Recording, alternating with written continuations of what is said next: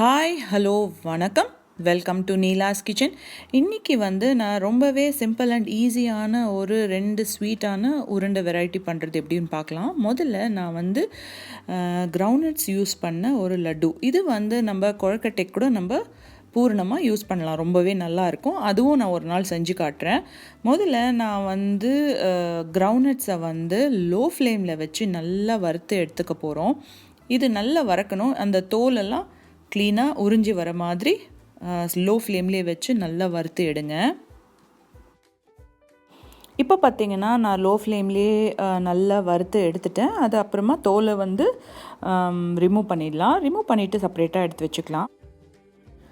நம்ம வெல்லத்தை நல்ல பொடி பொடியாக பவுடர் பண்ணி வச்சுக்கோங்க. அதுக்கப்புறமா நம்ம மிக்சரில் கலக்காய் கொட்டையை போட்டு ஒரு திரியாக பவுடர் பண்ணிக்கோங்க. ரொம்ப பவுடராக இருக்கக்கூடாது. அதை நம்ம பவுடர் பண்ணி வச்சுருக்கிற வெல்லத்தோடு சேர்த்து நல்லா கையாலேயே பிசைஞ்சு விடுங்க. நல்லா மிக்ஸ் பண்ணி விடுங்க. அதில் எந்த லம்ஸோ இல்லாத மாதிரி, அங்கங்கே கொஞ்சம் பெருசு பெருசாக இந்த ஜாகரி பவுடர் இருக்கும் இல்லையா, அந்த மாதிரி இல்லாமல் நல்லா மிக்ஸ் பண்ணி விடுங்க.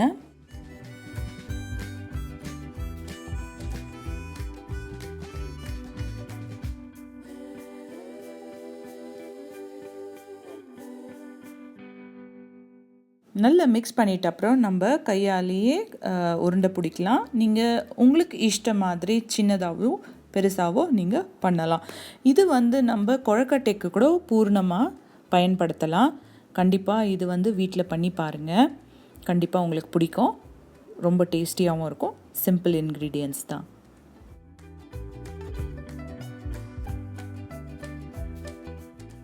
இதே மாதிரி ரொம்பவே சிம்பிள் அண்ட் ஈஸியான ஒரு எள்ளுருண்டை எப்படி பண்ணுறதுன்னு பார்க்கலாம். இது புளியார் பண்டிகைக்கெல்லாம் நம்ம பண்ணி வைக்கலாம். புளியாருக்கு ரொம்ப பிடிக்கும் எள்ளுருண்டைன்னா. இது ரொம்பவே சிம்பிள் அண்ட் ஹெல்த்தி. ஸோ முதல்ல நம்ம சிசிஎம் சீட்ஸ் எள்ளை லோ ஃப்ளேமில் வச்சு நல்லா வறுத்திடுங்க. இது வறுக்கிறதுக்கு கிட்டத்தட்ட 5லேருந்து 10 நிமிஷம் ஆகும். அதுக்கப்புறமா அதை எடுத்து நல்லா ஆற விடுங்க. இப்போ பார்த்திங்கன்னா நல்லா ஆறின எள்ளை மிக்சர் ஜாரில் போட்டு ஒரு 3 செகண்ட்ஸ் மட்டும் ரன் பண்ணுங்கள். அப்போ அது ஓரளவுக்கு பவுடர் ஆகும், அது போதும்.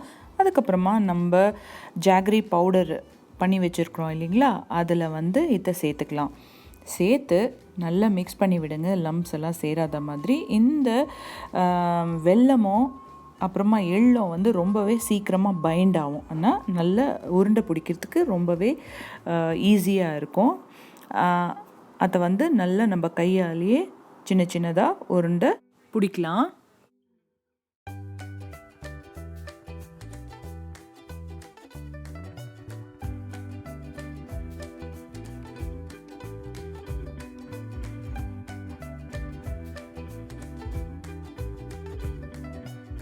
இந்த ரெசிபி கண்டிப்பாக வீட்டில் பண்ணி பாருங்கள். ரொம்பவே டேஸ்டி அண்ட் டெலிஷியஸாக இருக்கும்.